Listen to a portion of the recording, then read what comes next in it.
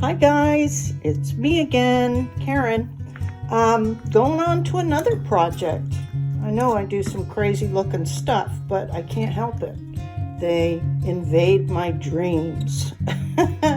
Not really, but most of them do come to me when I'm trying to go to sleep. And sometimes it's successful, and sometimes I have so many ideas I can't sleep. And it's too late to get up.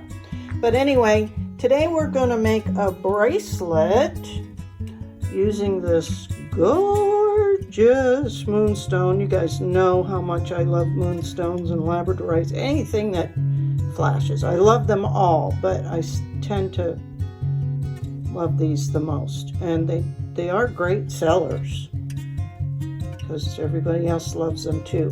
Anyway, it's not very big. I don't know the exact measurements, and I don't think that's super important because you'll be using whatever you want. The Impress Art aluminum bracelet blanks, which I have done before, and I like them because they won't tarnish, and you can stamp them fairly easily. So you'll see how I managed to do that. And I made another one, a Shattuckite, that's on my Facebook page that y'all can see. And I've worn it a bunch. I always wear my pieces to see if any problems arise that I can resolve, or else I scrap the whole idea. But it's holding up really well, and it's earmarked to go to one of the local shops that I'm currently in. So, yay. I dig it, and I think I'm going to get some ring blanks. Anyway, this is just some of the stuff I have out, my bench block. You'll see how I use just regular aluminum foil to assist me, Sharpie, whatnot. Silvergleem, of course, and I'm now utilizing this liquid Flux now that I have, oops, sorry. That's the problem with filming. I have my Heiko FX 601 that I'm really enjoying. It's working really, really well. I occasionally get impatient, but that's what I'm working on. Anyway, we'll get started. And if I missed anything, it's probably a fairly insignificant item, and hopefully I'll remember to list it in the supply description on at the end of this. So here we go. If y'all are wondering how I kind of figure out what kind of stamps to use, I use folded up aluminum foil to get an idea first of which ones I'm leaning towards, and then I use whatever I'm working on as a gauge and mark it down, line it out. See, I made some lines here. First I was going with just using the moons. Then I found the little lotus flower that I thought might look cool. And so this is kind of the design I'm going for on this bracelet blank. So I have several different stamps, and I've looked at several different patterns to put on this stamp, or on this bracelet, sorry. And then these were the two I selected, and this is only 1/4 inch, so it's kind of important that you have an idea. Again, you all know that I'm not an exact type of person, because that usually just stresses me out. But anywho, that's kind of what I do. Then I don't waste metal, and you can also blacken it in to even get a better idea. But that's just a little tip. And of course I'll be using the bracelet bending tool by BeadSmith, and these are just, I think they were Impress Art aluminum, and I like to use the aluminum for these bracelet blanks. I'm actually thinking of trying their ring blanks because aluminum will not tarnish. and they're fairly thick. I don't know offhand the actual gauge of them, but they're pretty sturdy. So I really think I'm going to order some ring blanks as well. Not so much for the stamping, but for the soft soldering, because all you got to do, well, you're going to see. Let me not get ahead of myself. Okay, on to the next part.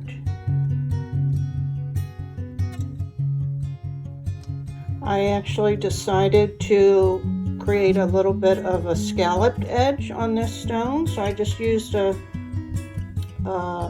pinking shears, they're called, and they come in different. This is a good heavy duty one. Don't get those, waste your money on those little plastic ones they use for card.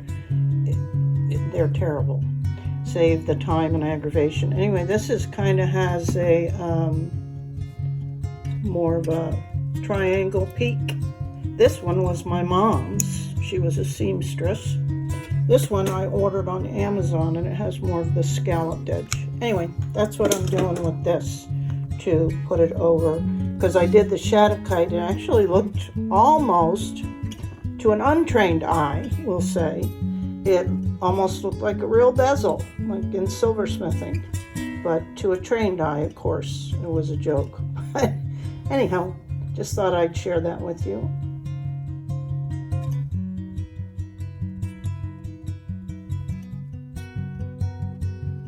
So I've taped the bracelet blank down to my bench block. Just trying to get the center of it.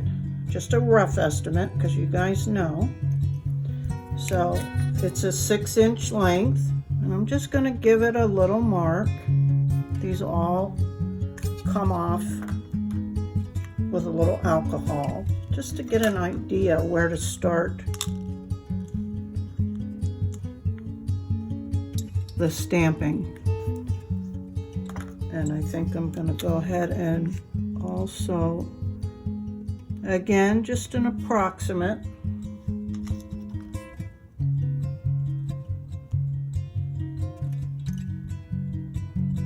where the stone kind of fits. Okay, that's good enough for me. I don't do exact, it's too stressful. Okay, so I decided on these two, and we're going to start with the moon. And I don't want it super close, about a 1/4 inch away. And I hope I can demonstrate this good enough for you guys. Always try to give it, yay, that was a pretty good one. Give it the four directions, whether you're talking spiritual or not. It's always a good idea.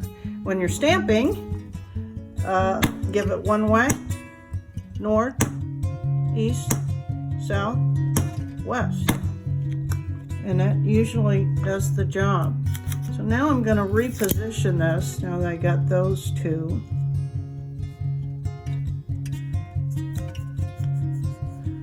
So I can get at this.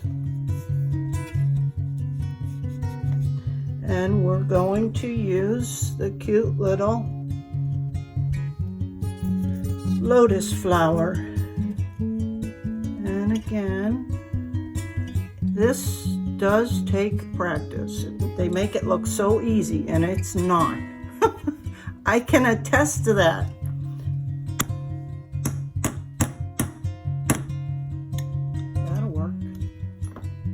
Not perfect. I need to remember to bring it down a little bit.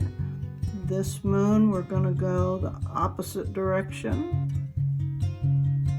And again, if it's not perfect, it just means it's a design by Karen. Karen's Intuitive Jewelry. We're more important than just getting the vibes out there. So yeah, that works. We may even have enough room to do another one. Let's just give it a little measure. It's 2.5 centimeters. It's almost perfect. But should I risk it? I don't know. Let's do the other side. If I try to get too fancy, I might mess the whole thing up, but we shall see. Again, doesn't have to be perfect. And remembering I wanted it down a little bit because that one was a little bit far up.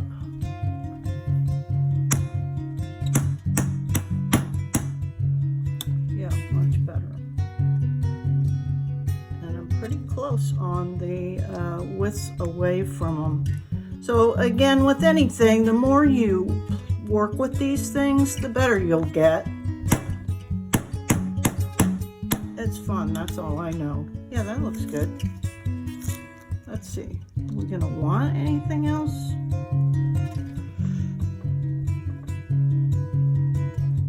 I think I'm gonna try it.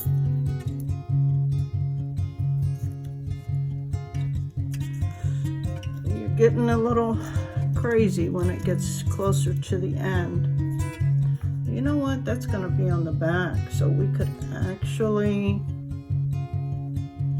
no, maybe just do the moon. Let's just do a couple moons. Spread out. So I'll finish this. I don't want to waste. I'm learning not to waste time, so these videos are a little bit shorter because you all know what I'm doing here, okay? And then, so this is what I came up with. I just added a few more moons, and you can see it's a little bit bowed. That's not uncommon. You just lay it down there and give it a little light tap, and it usually straightens things out. Not that it's going to matter a whole lot, but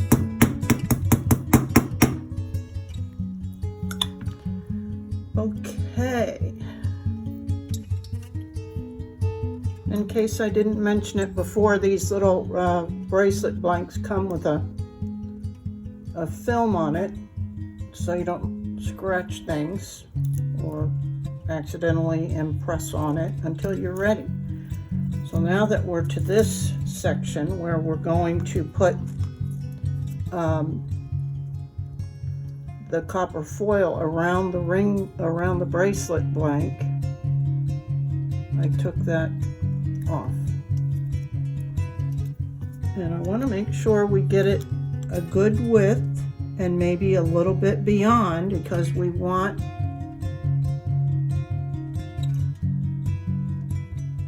to be able to apply the solder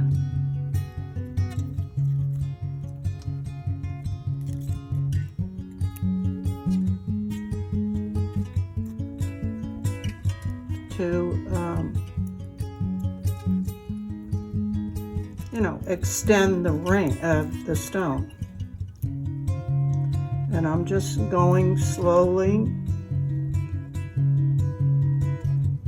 to about here. All right.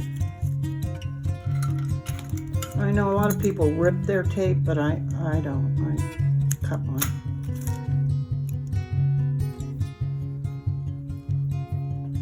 And then we'll want to burnish this down as well, but I'm going to kind of see how this sits first. I think that'll be enough, but I may go one more round.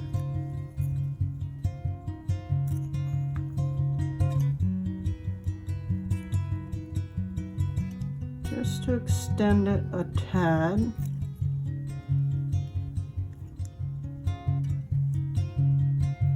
On this side.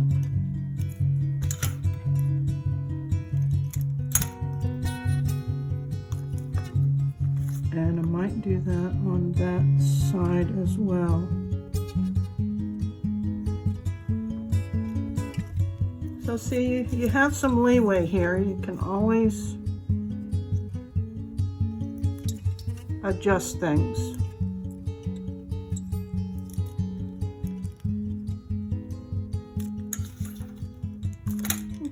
Take this one around to the back.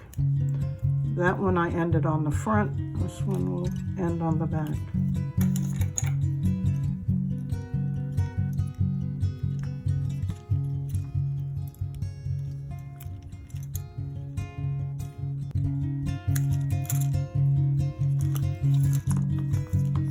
And this happens to be the silver backed copper foil tape. I like that pretty well. It seems to have a pretty good adhesive on it. I really haven't had any problems with any of them, honestly. So I'm going to burnish this. All areas, side, back, front.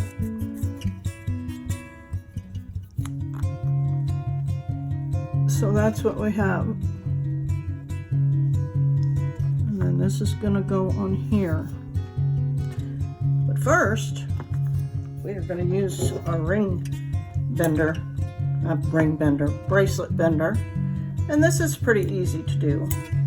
Let me get my bench block back out just to elevate it a little bit.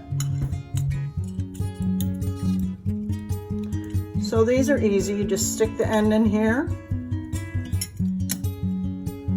And I want it to be a little bit flat on the top, so I'm not going to go all the way. But you basically just push down.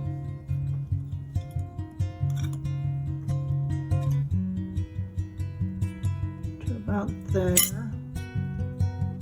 Do this other side. And then, of course, we're going to mess with the shape a little bit more once it's done and I can see. So right now it looks something like that, so that we have a flat surface to lay the stone on.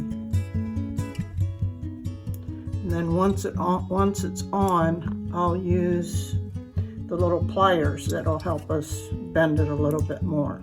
Okay, so on to the next part. Now we're going to go ahead and flux this. I'm going to start with applying some solder on the back.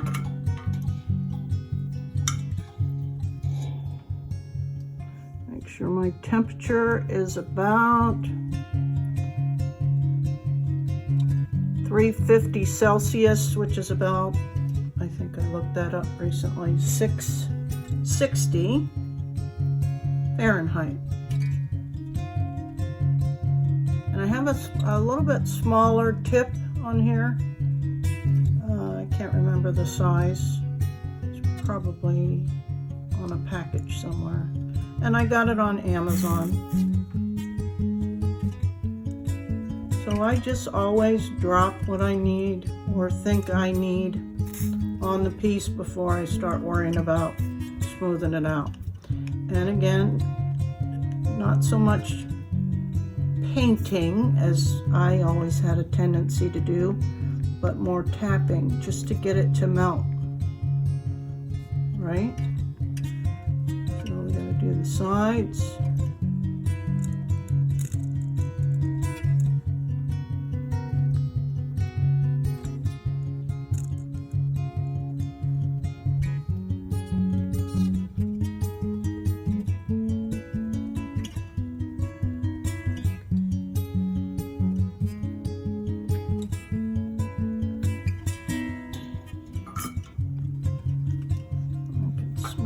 Out a little bit more.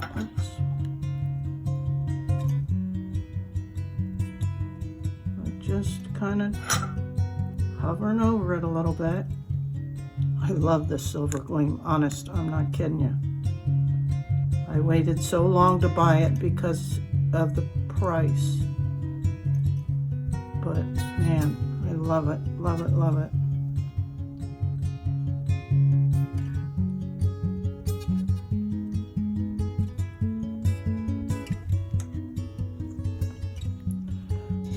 Okay,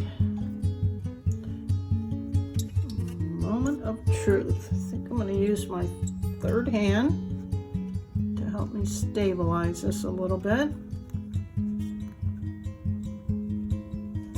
And go ahead and flux this piece around the sides.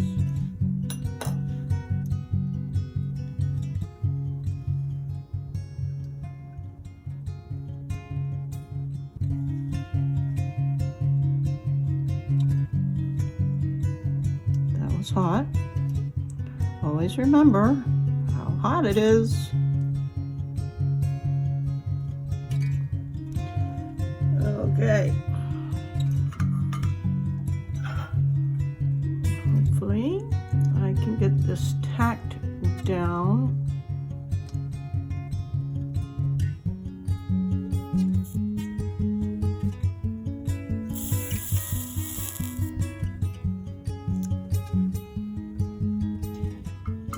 Actually, I think I'm going to flip it over. Hang on. Yeah, this will work better when I turn it upside down. I don't know why I didn't think of that to begin with. I know better. I'm just going to get it tacked on there in a couple of spots. So then we can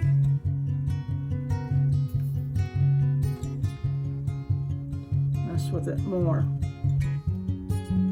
once it's tacked on.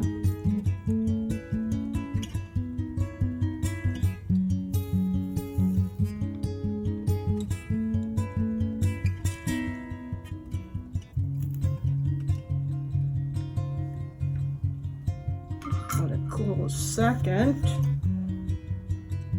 Take it out of here. It should be on. I mean, not real well, but it's on. Ooh, how cool is that? Okay, now I can hold it and really see what I'm doing. I have more to hold on to. And you can see, you want to fill in these gaps.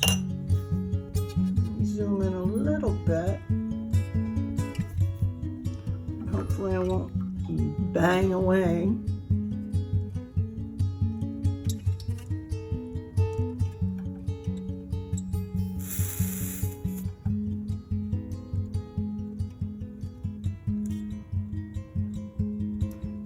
Pick up too much to start.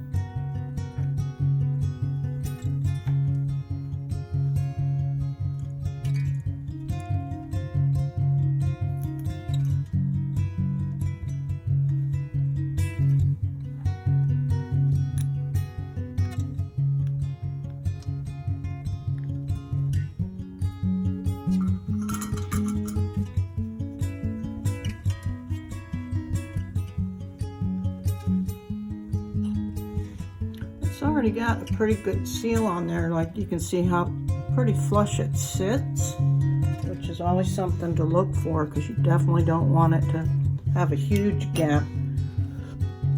Even though you can fill it in, you got to keep in mind that if there's a huge gap, that means there's air or whatever under it. And I think it'd just be more prone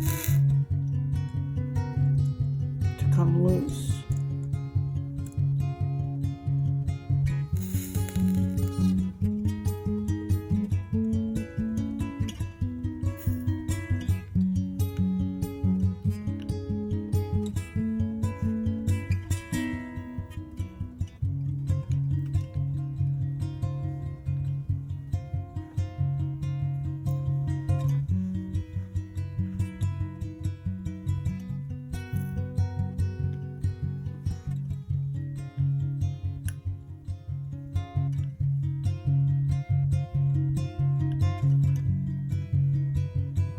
Cool.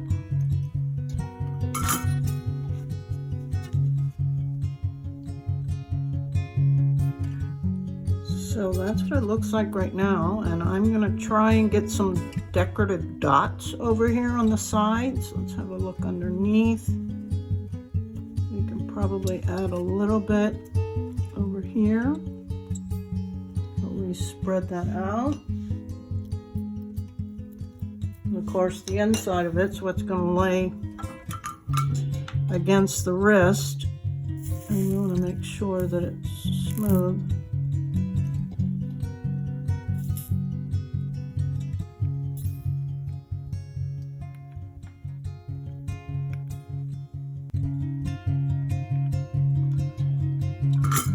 Okay.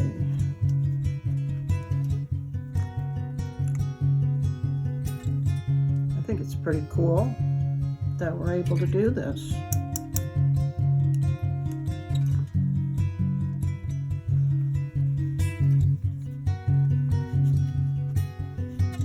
See if I can get a couple of dots on here. Maybe just one big one, which I think, well, as you all know, I'm still a newbie at this, so, but from the videos I have seen,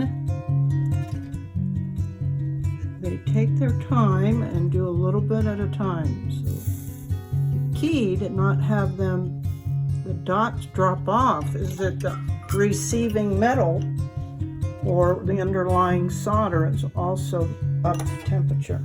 And then you just kind of build on the dot.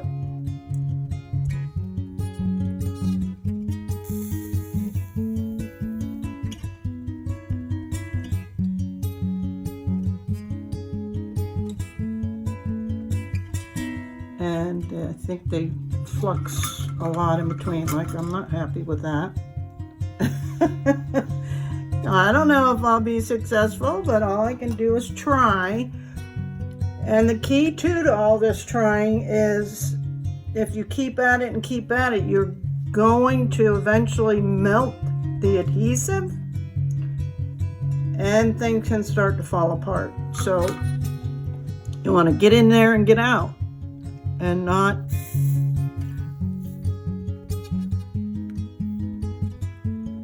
spend too much time so you don't end up just ruining the piece, which Lord knows. I need to get more on this side. I hope you guys can see what I'm doing. I think we'll just build that up a little bit first.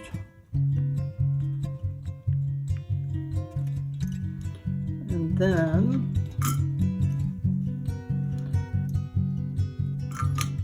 oops, sorry. Sometimes looking at it from a different angle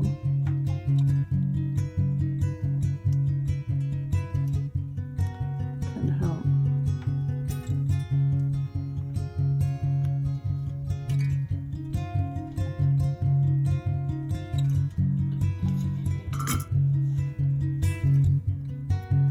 Just try it again. That's why I kind of did the scalloped part, thinking that if nothing else, that would give me a little bit of decorative feature since I'm not great at the dots. Okay, let's look at it this way.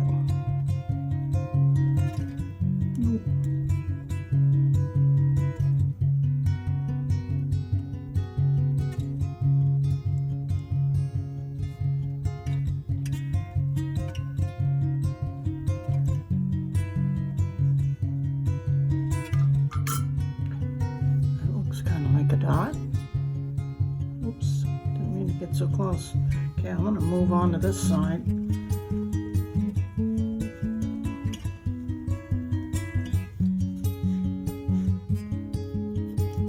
Build this up a little bit out.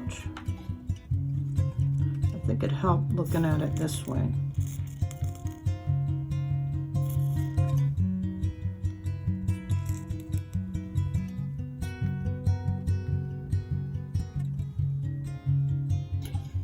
More flux, more flux.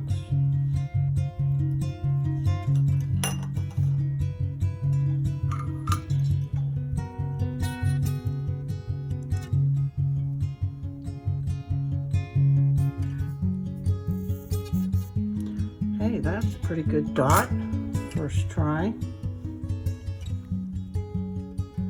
That's not too shabby.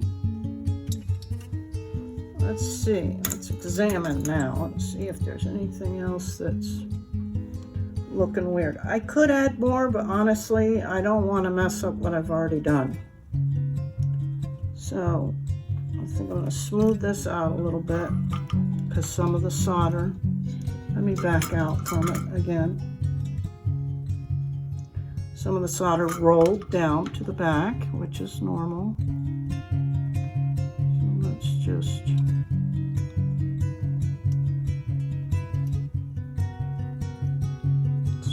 smooth this out again.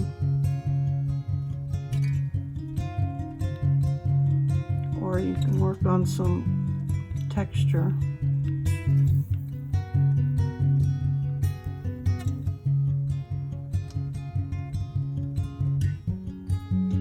And texturing hides things. That's been my opinion. It's like, oh no, it's supposed to look like that.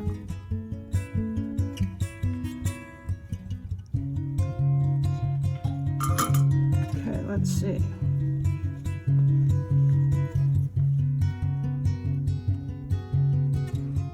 See a little bit of the copper on this side.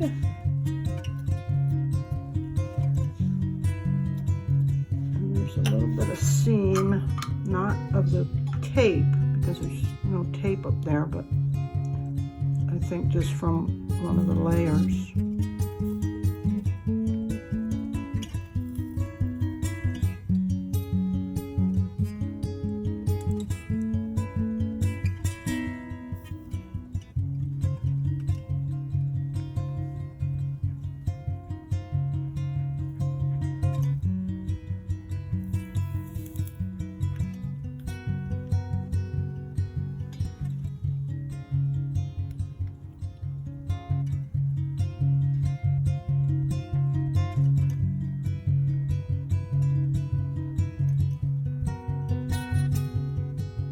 I think that's pretty good. I'm going to let that cool and wash it up, and we'll move on. I'm back with the cleaned up piece. Turned out pretty good, I think.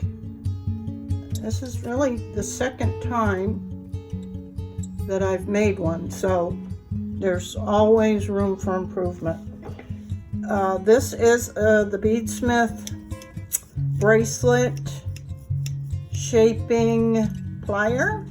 You can see it's got that crazy shape. That will help a little bit more with the shaping, mostly on the ends here. Bring it in a little bit.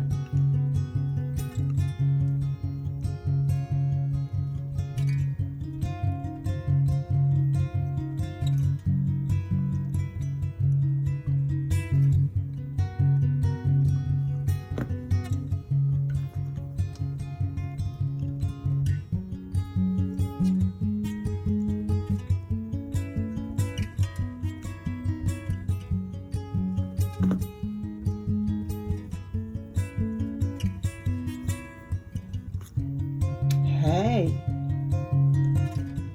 cute, cute, cute, cute. So now we're going to go ahead and do the darkening of this stamped impressions. I use this painter's mark, opaque paint markers by Express Yourself. And it's easy enough. I like it better than the Sharpie because it comes out a little bit more, so it can settle down in those recessed areas a little bit better, like a paint would.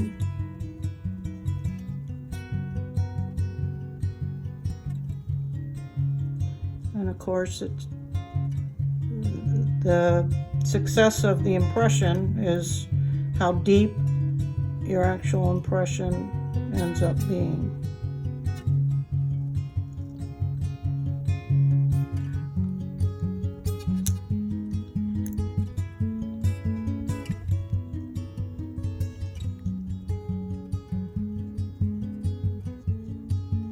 And this will just wipe off and clean up with a little bit of alcohol if you want.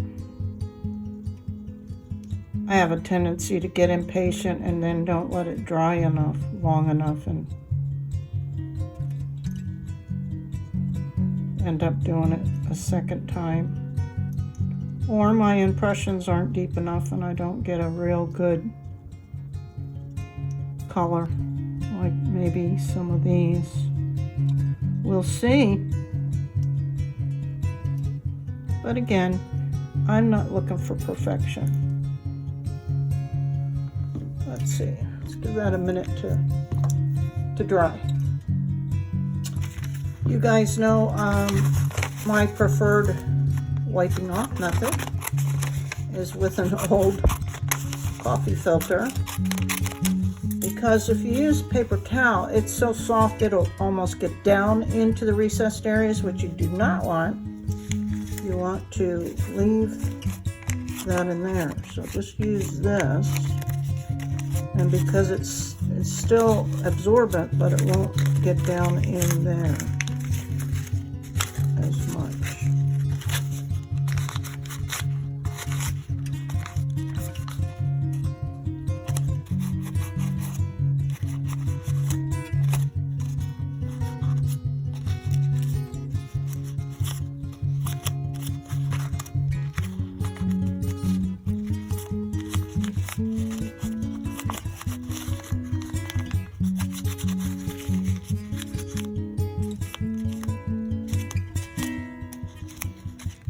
And like I said, you can always go back and do a second coat. Let's see, like that. I wiped too much out of there. This one didn't really capture a lot of it. So that's what I'm going to do, is a second coat, or second application, I should say, into the areas I'm not super happy with. See if I can get a little bit better. Because that lotus flower is nice, and there's parts of that moon that turned out great. So we'll do that again. Oh, my shakes, sorry, they're so annoying.